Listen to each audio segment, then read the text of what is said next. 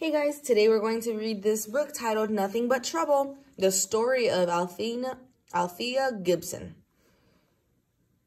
This is an affecting tribute to a great athlete and a story to both enjoy and inspire. This book is written by Sue Stauffacher, illustrated by Greg Couch.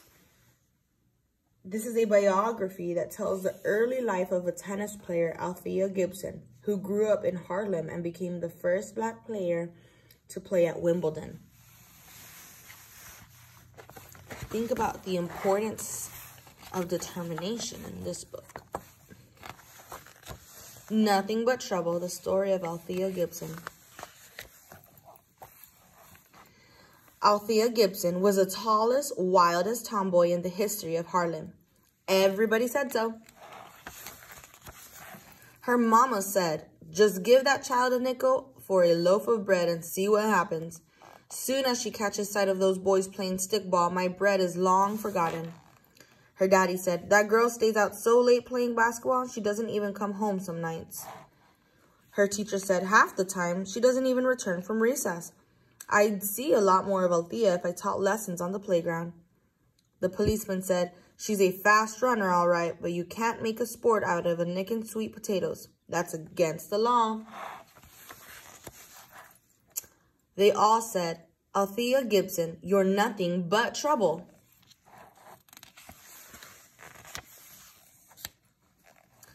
Althea didn't care what they said. She knew she would be somebody someday, somebody big like Charlie Parker or Sugar Ray. In the meantime, just one thing to care about in this world, the game. Give her a stick, a paddle, a hoop, or a ball, and Althea Gibson was good to go.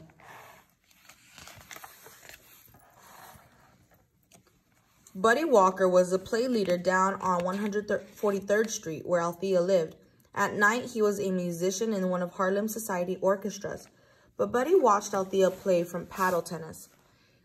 He didn't see nothing but trouble. No, sir, except for the poor rubber ball. What he saw in Althea was pure possibility.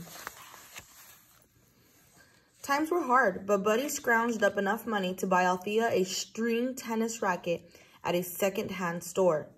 It didn't look like much next to the big wooden paddle Althea normally used for street tennis.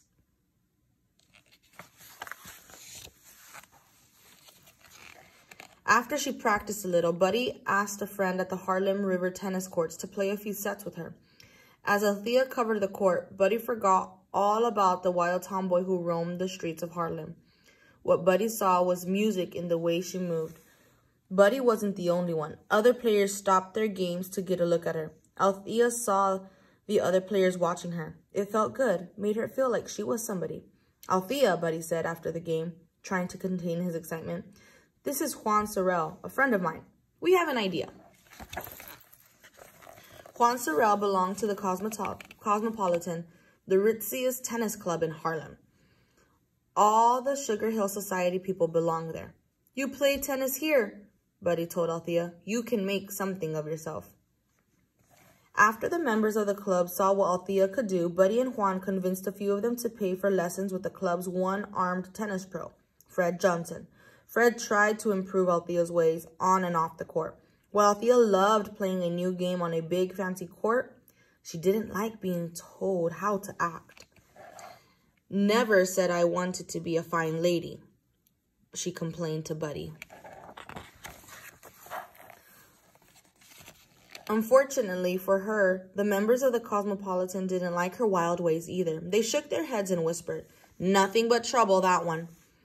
Mrs. Rhonda Smith was a nice society lady who bought Althea her first tennis outfit, so she'd look like all of the other players on the court. She made time to play regularly with Althea and to instruct her in the polite rules of the sport.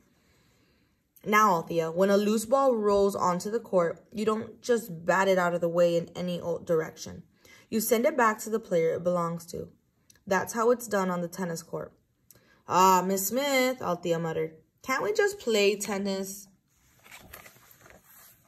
Buddy tried to explain the importance of keeping cool.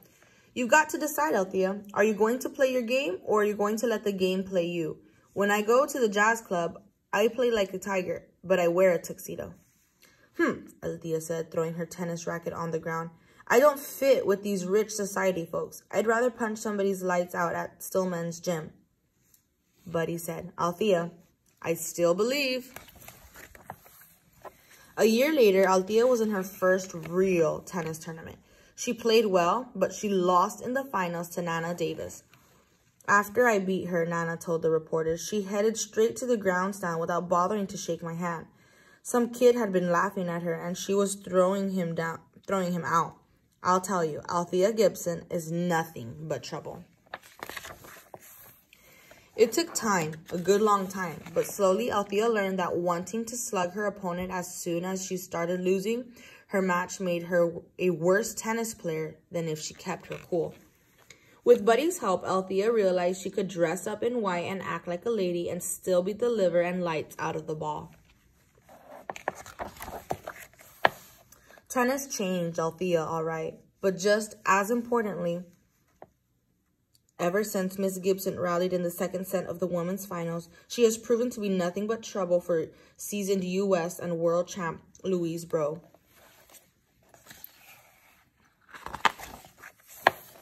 With Althea changed tennis.